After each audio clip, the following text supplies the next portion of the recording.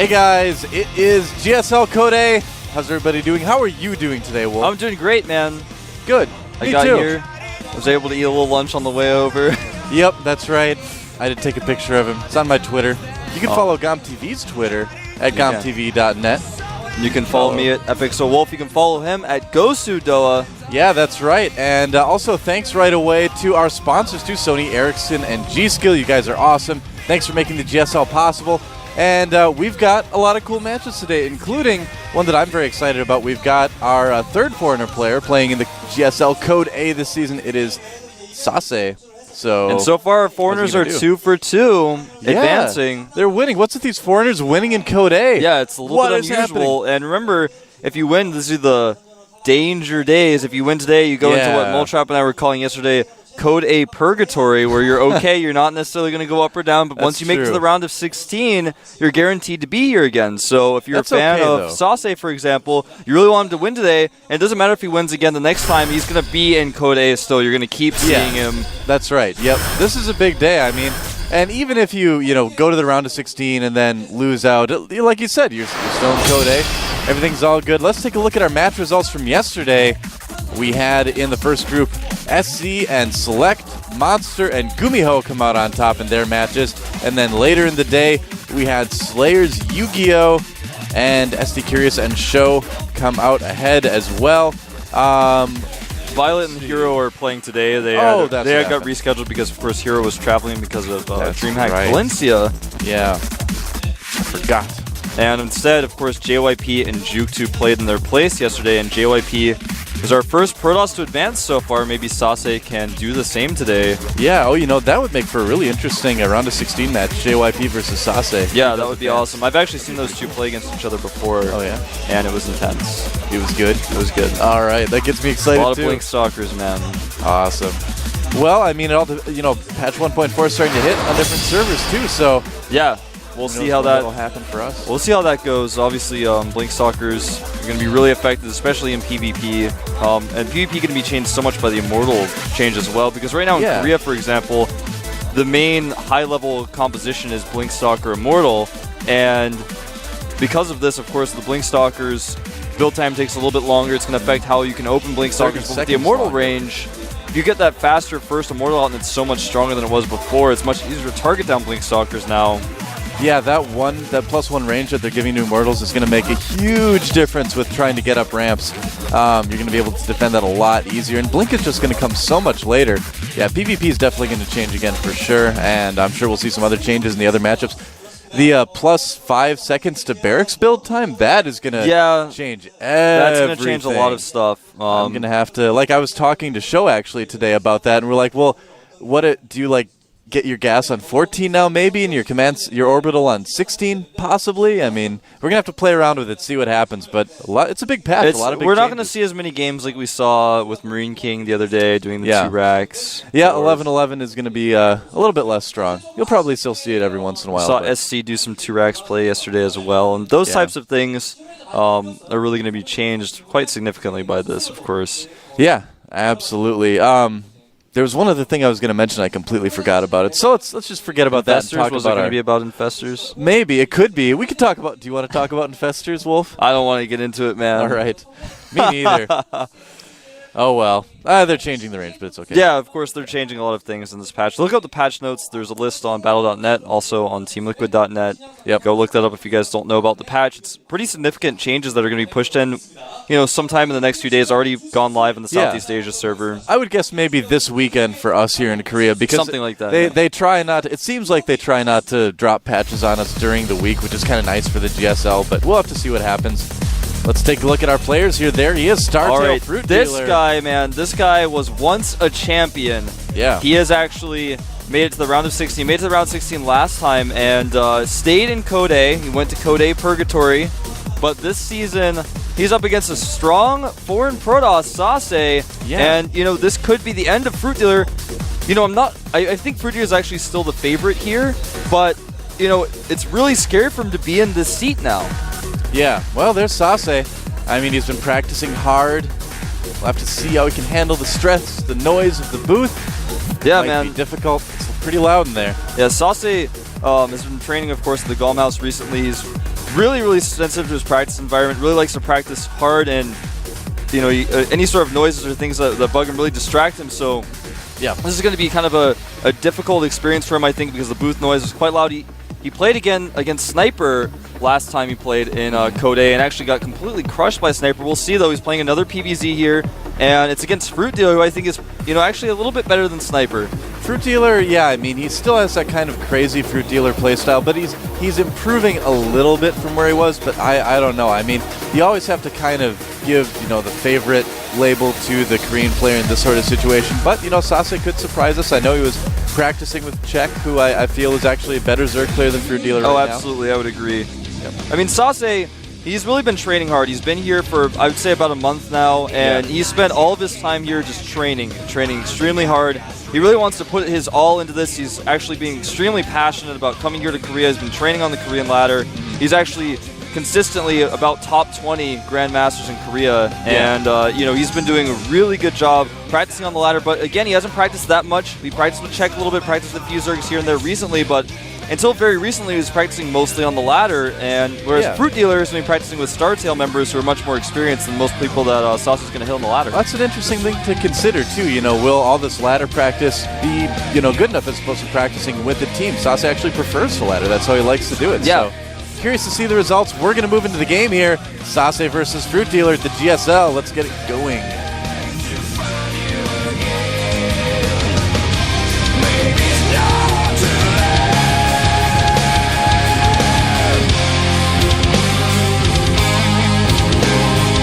I don't know if "let's get it going" it really works for an intro. I'm going to have to rethink that one. Well, here on the left side of the map, we have our Zerg player from the team, Startail. He doesn't deal in vegetables. He is Starting FruitDealer. He is the FruitDealer. Oh, he brought a Hydralisk. He's today. got a Hydralisk there. It's his little guardian. That's cool. And down here at the bottom of the map at the 6 o'clock position on Terminus, we have our foreign player from Sweden. He is known as Sase. Sase. Oh, and he's got his Zealot. All right. Well, Sase, you know, is currently teamless, actually. Yeah. Used to play for MYM, and he's one of the top pro-houses in Europe. Up there with the likes of White Raw. Yeah, he's definitely very, very good. He plays extremely quickly, too. Yeah, he's very fast. You know, we hear his keyboard and mouse clacking through the night as he practices because he's so quick with his fingers. He just moves every unit so precisely. Watching him 4-gate, for example, do a Blink Stalker all-in, just standing behind him is actually something beautiful to watch. You know, he's actually got one of the loudest mouse clicks in Starcraft, too, I swear. I mean, he pounds that thing with his index finger. I've heard this because he had he used to have this older mouse that didn't work very well, so he had to hit it really hard, and now he just does it out of habit, but it's kind of a funny Sase anecdote. Well, Sase is going to be doing something very non-Korean here. He's not Forge Fast expanding. This is something that you guys probably haven't seen at the GSL in a really long time, is probably going to be a Sentry expand. Yeah. I think it's going to be 3-gate or 1-gate? 1-gate. On Terminus, at these positions, I think he might do 1 or 2. I don't think he needs to do 3. Yeah. He could get away with 1. We'll have to wait and see what he does here. Now, it's interesting that he's not Forge expanding. Like you said, that's a very, non-Korean thing to do. The interesting thing with that is on this map, the recent changes have actually made it easier to Forge expand. Yes. The third doesn't have rocks. He's going to try to cannon here, maybe. Or he's actually just faking it, of course. Yeah. He doesn't have a Forge going up. He's got a Cybernetics core, but he's trying to trick FruitDealer into thinking that he's cannoning. Well, it makes sense. FruitDealer's going to think that he Forge expands like everybody else. There's the cancel there, but it did cause FruitDealer to pull a couple drones a little bit too early, maybe.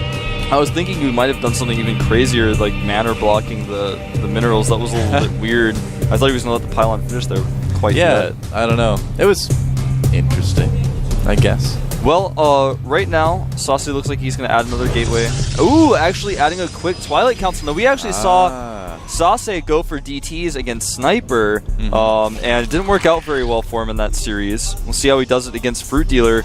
Now, as Stalker is being chrono boosted out, and he's going to actually want to deter this Overlord. The Overlord is already on its way out, so that's a really lucky thing for Sase. He's going to want to keep track of that Overlord and make sure it doesn't get spotted. Now, we don't know necessarily this is going to be DTs. In fact, I think it's going to be Blink Stalkers because FruitDealer went for pool first. And, of course, just now starting his Zergling speed. So Blink Stalkers can actually be quite good if Zergling speed isn't done. And we're going to find out right now what it's going to be. No, it's going to be a Dark Shrine. Wow, there it is. The Dark Shrine going down. So it's going to be a DT expand. So don't get excited. This isn't an all-in or anything like that. He's going to just use this to put some pressure on FruitDealer, you know, maybe get some lucky kills there. That's the thing with DTs. It's like you can either get a little bit of map control. If you're lucky, you can just kill someone with it. Yeah, exactly. Yeah. Now, we're going to see this Queen maybe taken out if FruitDealer doesn't control it really well, but he does make a few more Zerglings.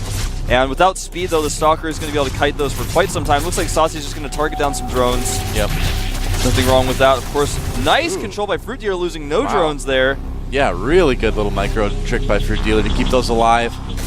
And Sase is still okay with that blink. Looks like he's putting a pylon in position there. Gonna warp in some Dark Templar. Yeah, I really thought he might go for blink. Sase is really known for his blink play, especially in PvP, not so much in PvZ. He does do it in PvZ from time to time.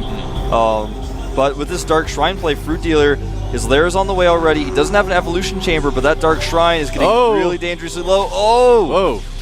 Almost got up the ramp there. And look at this FruitDealer, so aggressive with his Zerglings. He's going to deny that expansion, try to just force his way past those Zealots. And yeah, it's, I don't know, he looks like he's just going for it actually. But with that Sentry warping in, that should stop pretty quick. Yeah, he sees it, runs away, but the DT is in. And FruitDealer has absolutely no detection right now. He does have a lair almost finished. Yeah. It's making a spine right now, but yeah, it's going to be a while, like you said. Oh, there's the Evo Chamber going down, but he is going to lose quite a bit from this, I think. I think you're right. DT is going for the drones. The drone's already in full retreat. The lair is done. Now he's going to start an Overseer immediately here, but the DTs are doing their damage. Yep, they're going to be able to do some decent damage, definitely. That's a lot of Ds in that statement, but it's true. Looks like he might try to target the Queen down. Actually, FruitDealer doing a pretty good job of keeping these drones out. Yeah, a little bit of indecisiveness by Sase with his DTs. He could have gone for the larva, which is of course stationary, or could have tried to target down drones or some of the buildings at the front, but instead killed very few drones, actually only killing 4 workers and a few Zerglings there, and in fact his last DT is going to be cornered here and killed as well. So Sase's DT opening didn't do as much damage as possible, but again, like you were saying, this isn't an all-in. He's just using this to expand safely. Yeah, he's not really in any danger at all yet. It just, it's one of those things. It's like when a player goes Cloak Banshees and as a Terran, if it doesn't do a lot of damage, it's not the end of the world. It's just kind of unfortunate a little bit. It's no biggie. And, I gotta say, if Sase were just a little bit more careful with how he had done that attack, it would have been a lot more devastating. Yeah, that's true. I like the idea that you had with targeting the larva. That's something that we don't. Yeah, it's something a lot of people don't know, that DT is one-shot larva. So if you go in there and your opponent has 6 larvae sitting there and you just kill that, the DTs can actually kill that so quickly because they're all stationary. They're standing right next to each other. You can literally kill it in a matter of seconds, and then that's one more round of roaches, a counterattack you're not going to have to deal with, or another round of drones you're not going to see. Yeah, exactly. It's a good idea to get in there and do that. Instead of just trying to chase a drone here, chase a drone there, you only end up with 4 drone kills for 3 DTs. Yeah, it's not very successful. Drones are quicker than they look, man. I mean, they float. That means they can go fast. Oop, a little bit of a misrally there on those probes. So the Roachhorn did just finish. +1 missile weapons on the way for FruitDealer. And I gotta say, FruitDealer's playing pretty cautious. He's playing pretty standard. He's had to be a little bit more patient and centered because of the DTs, but this isn't the typical crazy FruitDealer we're used to seeing. So interesting to see him kind of change things up a little bit. You can see that pylon positioning though is quite good. It's very difficult for FruitDealer to surround it. He has to run his Zerglings all the way around, and in fact he's decided to give up on the pylon. He left only 1 Zergling there. Overlord speed finishes here. This Overlord actually might get out. Does get out, and Overseer comes in, checks to see if there's any sort of Colossus switch going on. Yeah, FruitDealer's doing an awesome job scouting right now. Very cool. Cool is his old ID, actually. Oh, you're right. That's right. He was OGS Cool originally, wasn't he? Yeah. And he used the ID Cool in Brood War as well. That's right. Yeah, FruitDealer's been around for a long time. He really has. Yeah. And if he ends up losing here, I'll be sad to see him go, but right now he is pretty ahead in this game. He's got Burrow on the way, Roach Speed's finishing up, his +1 missile attacks are on the way, he's getting a macro hatchery, his 3rd base is finishing up, and Sase is actually kind of stuck in his base a little bit. He's adding a robo, but he hasn't even touched his destructible debris at his 3rd base, and FruitDealer is spreading creep on it anyways. Yeah, that's the big thing, is that, at the very least, it's good to at least send a couple units on there to start working on it. Yeah, he hasn't even touched it, and I think, we talked with Sho a little bit about this, and he's on the team, or he's not on the same team as Sase, but they know each other quite well. They're both Swedish. They're good friends, and we asked him, do you think Sase really gets kind of nervous in the booth? And he says, yeah, I think so, maybe, because he does tend to play not at his best sometimes in the booth. And look at this speedling counterattack, but Sase has prepared for this. He put a pylon down. Nice wall off. That Stalker's going to be able to chase it away very easily. And here comes a pretty scary push from Sase. Those Archons are going to help out quite a bit, but here come the Roaches. He's going to target fire down the Archons, and he gets one. Trying to micro against those Zealots. Nice force fields from Sase, and FruitDealer looks like he might be in a bit of trouble here. Yeah, he's losing a lot of units. The Zealots are actually just doing so much damage to the Roaches. Yeah. He does not have Blink for his Stalkers, so his Stalkers weren't able to be as useful as he would have liked. The DT, though, doing some extra DPS. Nice targeting by FruitDealer on the sentries. Now his Roaches have Burrow, he burrows them, and actually he's going to be able to pick off a unit, then burrow and repeat if he so chooses. Not the best control there. 15, though. 22 more Roaches on the way, and Burrow movement.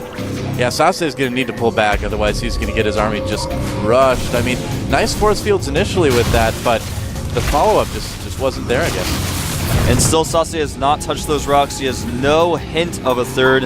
That's okay, though, because if he had a third right now, it'd be a lot harder for him to hold the massive Roach counterattack that FruitDealer is about to unleash here. Yeah, what are the upgrades right now for Sase? Right now, Sase has just +1 weapons. He hasn't started +2 yet, despite the fact that he has a Twilight Council. FruitDealer is starting +2 missile attacks right now. He missed it, but the Overseer actually corrupted the robotic. Yeah, he doesn't have an Immortal. Prevent the Observer, too, from getting out as well to see the bro. Oh, no, he does have an Observer. Never mind. Yeah, that Immortal would have made this fight a lot easier to win. Yeah. Even so, though, he is winning it quite convincingly, even catching that Overseer there. And suddenly, FruitDealer has to back up until he can get more Roaches out. But FruitDealer is just pumping out Roaches. He's got a better economy than Sase, and eventually, he's going to overwhelm. We've seen a lot of players like Jelizer, for example, use this style. Even Lucira does this a lot. You get 3 bases, you make constant Roach aggression. Your opponent can never safely take a third as you start slowly creeping out and taking the map, spreading your creep. And FruitDealer looks like he's in a pretty good lead here. Sase's going to have to make something happen soon because right now he's about 60 supply down. Yeah, Hydra Den on the way as well for FruitDealer, and he's also getting Infestor upgrades too. So yeah, FruitDealer just looking better and better here as time goes on. And like you mentioned, it's going to be so hard for Sase to take a third base. I mean, if he dedicates, the units to killing it, that's going to leave him open to a counterattack. It's going to use resources he needs right now to survive. And Sase still does not have Blink. It's almost done, but if these Stalkers get surrounded by Zerglings and the Zealots can't fight, he's trying to reposition those right now. Yeah. It's going to be very difficult if the Zealots, of course, can engage the Zerglings. He's just going to lose everything. A good thing this isn't post-patch. Imagine how much longer he'd have to wait for Blink right now if that were true. That's true. About 30 more seconds. Is it 30 or 40? It's It's a while. From 110 to 140, I think it is. Oh, that's right. Yeah. Yeah.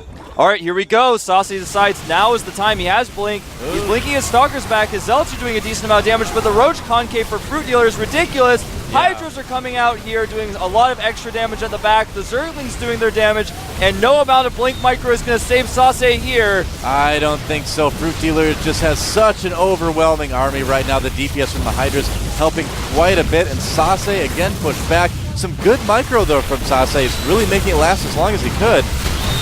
Yeah, it's just not lasting very long. Yep. And in fact, he actually gets a few more Stalkers out. No, the pylon is killed before those Stalkers can get warped in. Oh. And these Stalkers are getting cornered. They have nowhere to run, nowhere to blink.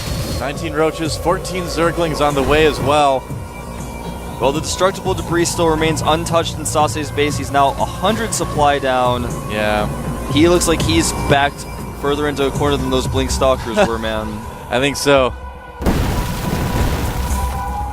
And FruitDealer just rallying tons of Roaches across the map. He's got a total of 31 out right now. He's just got 4 Hydras. He's started Infestor production. He only has 1 out right now. It's got enough for 2 Fungals, though, by the looks of it. And here he comes. This is the Swarm, ladies and gentlemen. Not a lot you can do against that. Trying to drop some cannons to buy some time. There's going to be a Fungal. Oh, he misses the Fungal. The Stalkers get away. Yep. And a lot of these warping in units taking tons of Roach fire. There's just so many Roaches. He's got a better concave there on the outside of the wall. Yep. And Sase not even blinking back really here. He's actually just burrowing right into those force fields. And I think this might be the end of Sase in game 1. I think this is going to be about it.